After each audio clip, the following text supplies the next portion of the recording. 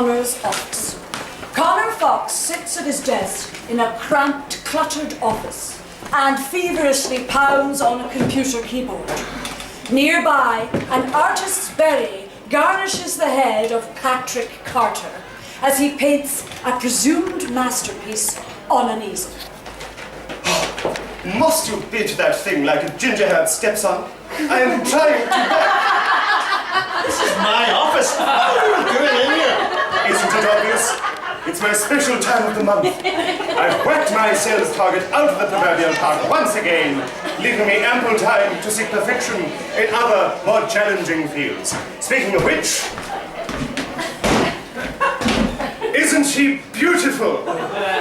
But would you say the shading on my budgie smugglers looks right to you?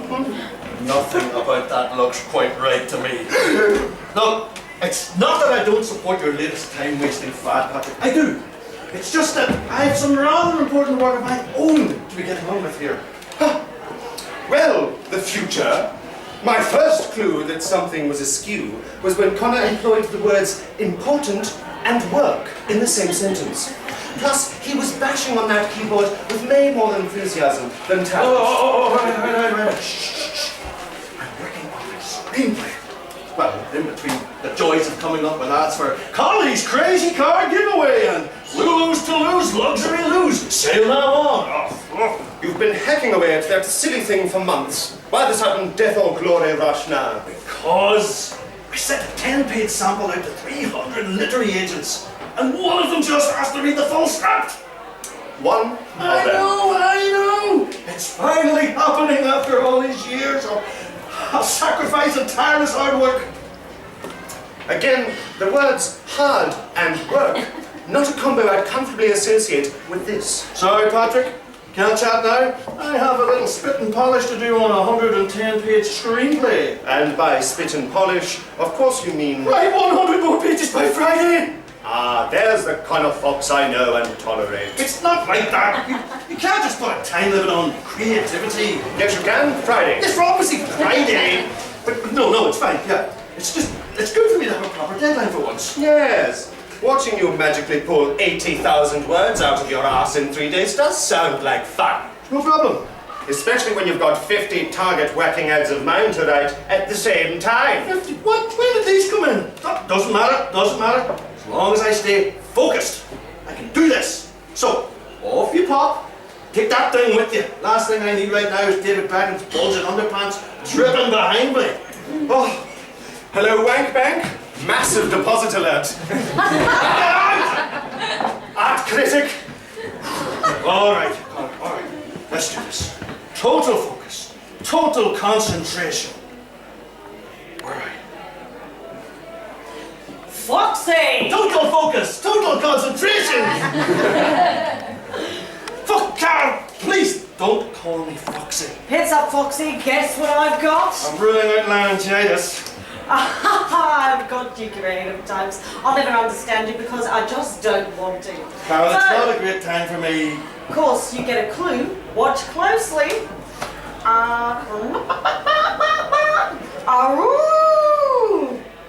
Well, what have I got? Rabies? No, you tit. It's the shortlist for the sales team Inspiration-a-thon. Inspire-a-thon even. The Inspire-a-thon?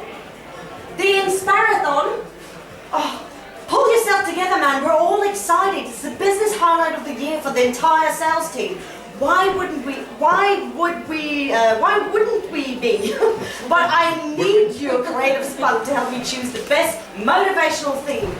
Should we be the early birds who always get the worm, or the wolf pack, working as a team to bring down our target, to bring down our targets and rip them into tiny target pieces? Well, what? Which one? Imagine you were in there with us at the Inspire-a-thon. What would you want to do? Probably this. The deer hunters. I like it.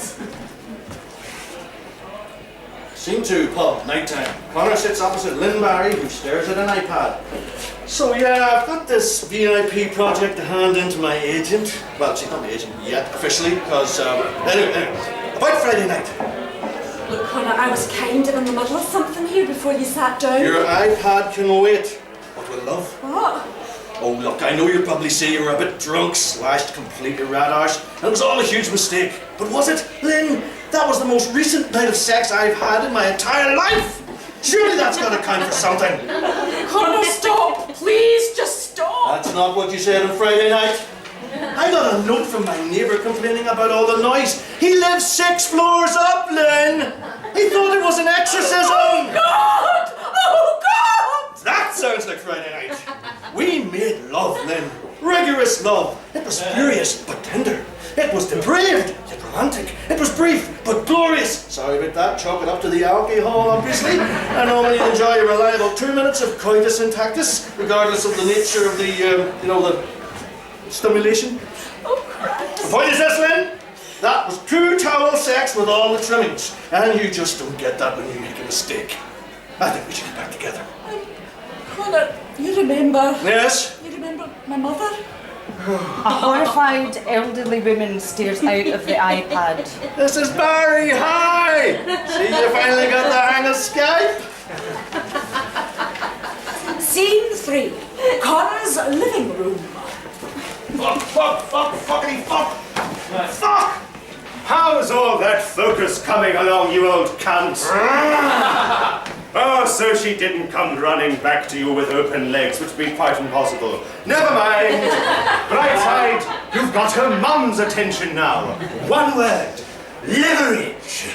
You think I should make Lynn jealous by copping off with her elderly mother? I'm saying that sometimes to close a deal, you've got to be prepared to, up the ante. Does she have an ante? What do you keep in the spot where normal people have a conscience? Commission! Life's all about selling, mon amigo, and fishing. The trick is knowing what to dangle in front each little fishy to get him to bite. Tragically, when it comes to women, alas, you are what we know as shit out of bait. Says who? It's Mother Nature. I mean, look at you, with your comfy fleece and your stink of defeat. I don't stink of defeat.